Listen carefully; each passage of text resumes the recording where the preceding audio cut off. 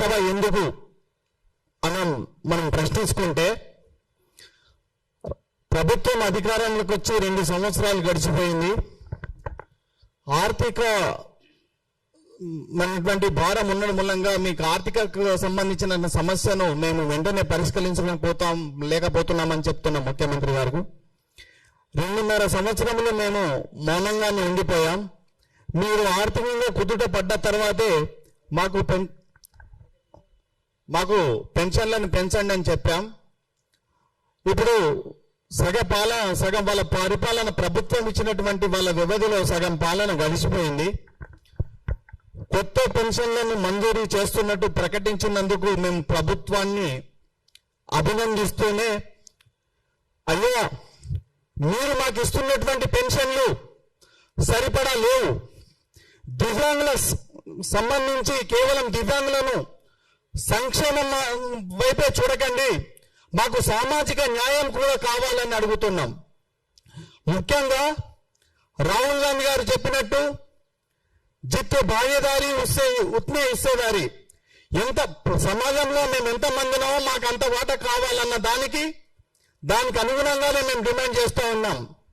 మొత్తం దివ్యాంగులలో ఈ రాష్ట్రంలో మిత్రులు రాజేంద్ర గారు చెప్పినట్టు 11 లక్షల, అంటే 2011 సెన్సస్ ప్రకారం అనుకుంటా, ఇప్పుడున్న అందుబాటులో ఉన్న డాటా ప్రకారం 15 నుంచి 20 లక్షల లోపు దివ్యాంగ సోదరులు ఉన్నారు.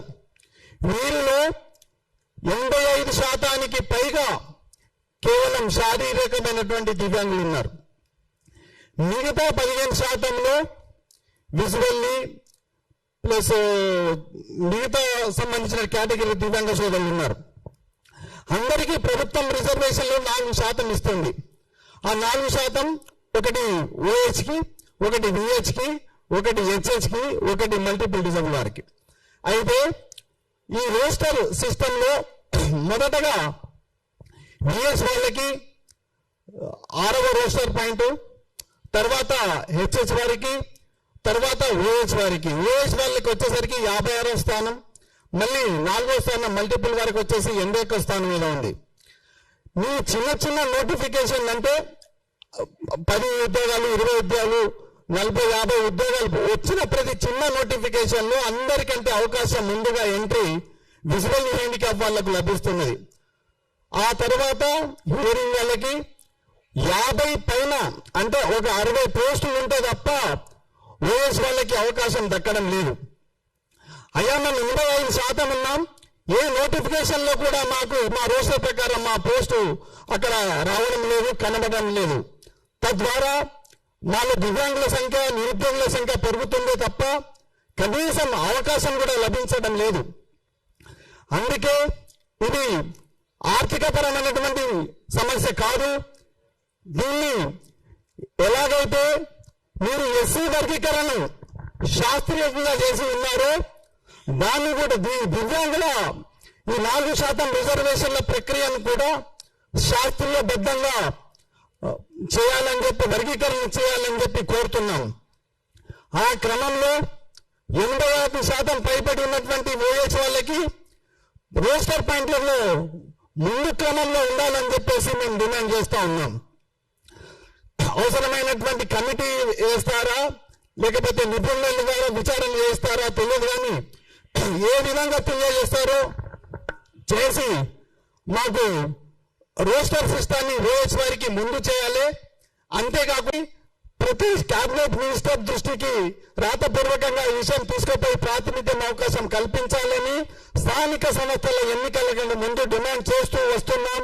అయినా ఇంతవరకు ప్రభుత్వం ఆలోచించడం లేదు. ప్రభుత్వం వెంటనే ఆలోచించి ఈ స్థానిక సంస్థల్లో మాకు దివ్యాంగులకు ప్రాతినిధ్యం కల్పించాలని చెప్పేసి కోరుతా ఉన్నాం. ముఖ్యంగా ఇవన్నీ దృష్టిలో పెట్టుకొని, ఒకటి ఓఎస్ సిస్టాన్ని శాస్త్రీయంగా వర్గీకరించాలి, దివ్యాంగుల రిజర్వేషన్ ని శాస్త్రీయంగా వర్గీకరించి ఓహెచ్ లో ముందుగా రోస్టర్ పాయింట్ లో ముందుకు తీసుకురావాలి. ప్లస్ తీవ్ర వైకల్యం వాళ్ళకి 15,000 రూపాయల పెన్షన్ మంజూరు చేయాలా. స్థానిక సంస్థల్లో వికలాంగులకు ప్రాతినిధ్యం కల్పిస్తూ నిర్ణయం తీసుకోవాలా. వీటన్నిటికీ తోడుగా మేము ఎందుకు చెప్తున్నామంటే 1,00,000 మందితో ఎల్బీ స్టేడియంలో సమావేశం ఏర్పాటు చేస్తున్నామని చెప్పేసి ఇదివరకే మా మిత్రులు రాజేందర్ గారు చెప్తున్నారు. నేను వచ్చే జూలై 15న 1,00,000 మందికి తక్కువ కాకుండా, ఒక్కరికి కూడా తక్కువ కాకుండా, లెక్కేసుకుంటారా లెక్కేసుకోండి, ఒక్కొక్కరిని లెక్కేసుకోండి, 1,00,000 మందికి ఒక్కరు తగ్గకుండా మేము బహిరంగ సమావేశాన్ని నిర్వహించబోతున్నాం. ఈ సమావేశంలో మా యొక్క డిమాండ్లను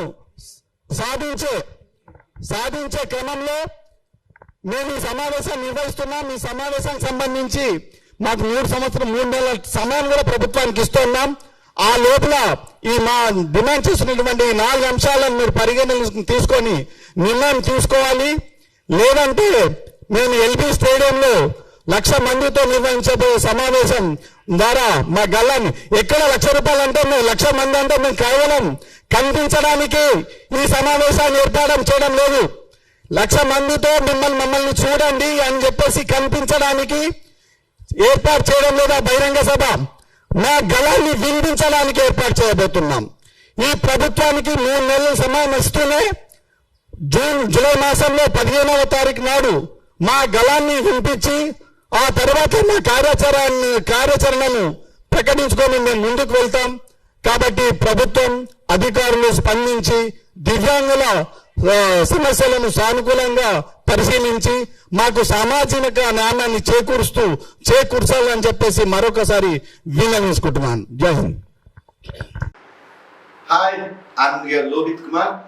Please subscribe Jawab TV, share it, like it, comment it.